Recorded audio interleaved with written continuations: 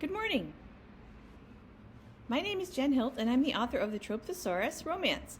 I just finished my Kickstarter, and this is a reward for those of you who backed it. So please check out. I was interested in talking about what is a himbo. First, we're going to have a quick lesson of the precursor to the himbo, the bimbo. The bimbo cliche, and if you know any of my stuff and if you got a chance to read the Trope Thesaurus romance, you'll know that I believe a cliche is something that refers to any kind of character or situation in a negative way, as opposed to just being a neutral storytelling block. So really what we're talking about today is how a cliche is being used in storytelling. But anyway, back to the bimbo is used as an attractive woman but lacking intelligence. So it's basically a version of the dumb blonde, and the bimbo has always been referred to as female.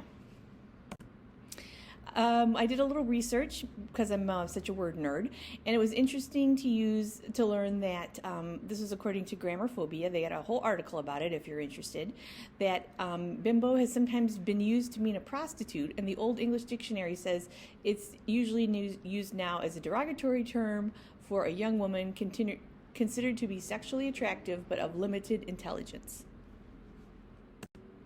So today's question is, what's a himbo and how do we use him in storytelling? And the example that we're going to use is talking about The Lost City, Amazon Prime's movie that came out last year with Channing Tatum and Sandra Bullock. And the himbo is a male version of the bimbo. Pretty obvious. Whoever came up with it was a very clever catch.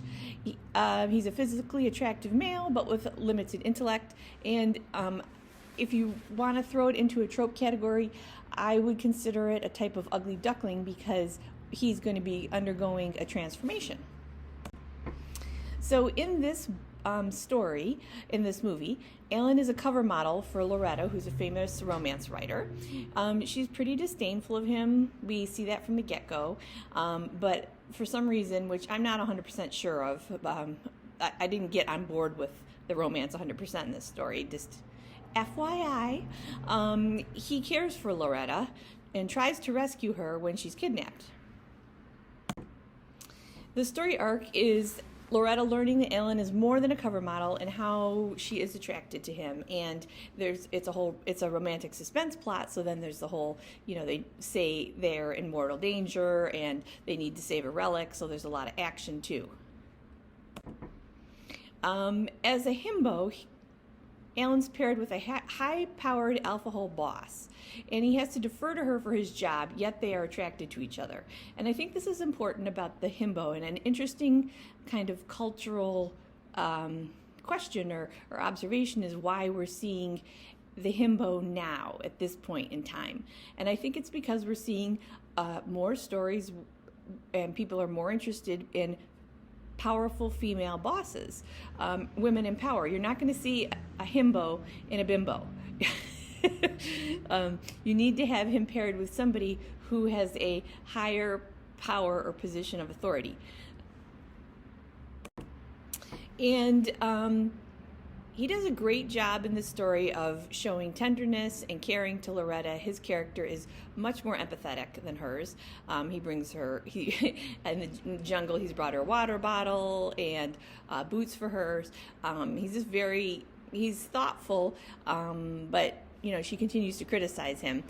However, he overcomes some of his hesitancy and lack of self-confidence to become pretty action-oriented because they need to hike, and search for this relic in the jungle in order to survive. So I think that's the other thing about the himbo is part of his character transformation is he needs to go from almost a boy next door character who's like a little boy and who doesn't have a lot of power to himself coming into his own power and being an action oriented, in this story, man, or just a man who's able to push past his fear and become really an adult.